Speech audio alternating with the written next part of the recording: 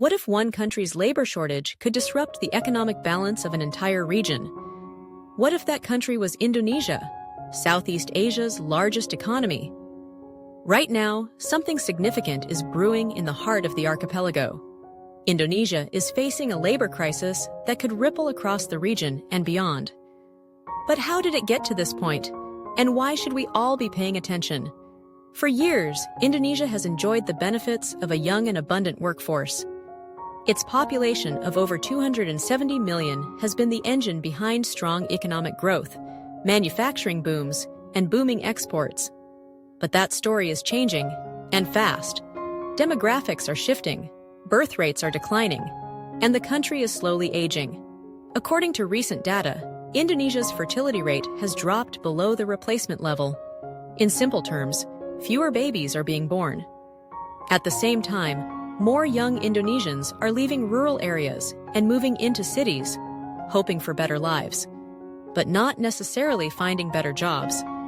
Many of them are ending up in informal work or gig jobs with no long-term security. But it doesn't stop there. Skilled labor is becoming increasingly hard to find.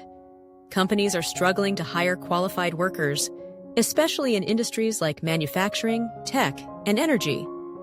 Vocational training programs haven't been able to keep up with demand, and universities are producing graduates whose skills don't match the needs of today's job market. As a result, foreign companies that once flocked to Indonesia for cheap and abundant labor are starting to hesitate. Some are shifting investments to neighboring countries like Vietnam and the Philippines, where labor conditions are still more favorable. Others are automating to reduce dependence on human workers altogether. This labor mismatch is more than just an Indonesian issue. The entire region is interconnected. Supply chains across Southeast Asia rely heavily on Indonesian exports, from palm oil and coal to clothing and electronics. If Indonesia slows down, the effects could ripple out to Malaysia, Singapore, Thailand, and beyond.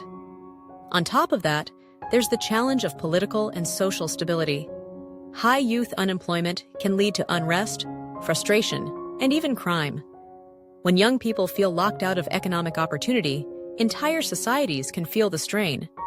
And with national elections on the horizon, Indonesia's leaders know they must act fast to fix the labor gap, or risk deeper consequences. So what's the solution? It's not simple, but it's clear. Indonesia needs a bold, forward-looking labor strategy.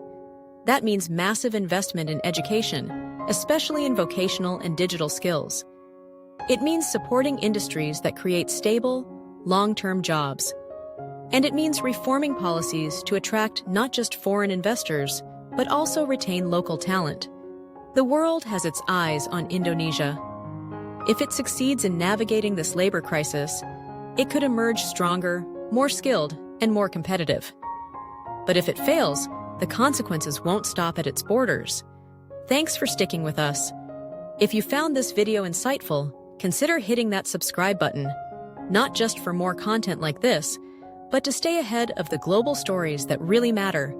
Drop a comment to share your thoughts, and don't forget to share this video with someone who needs to know what's happening in Indonesia. Let's keep the conversation going.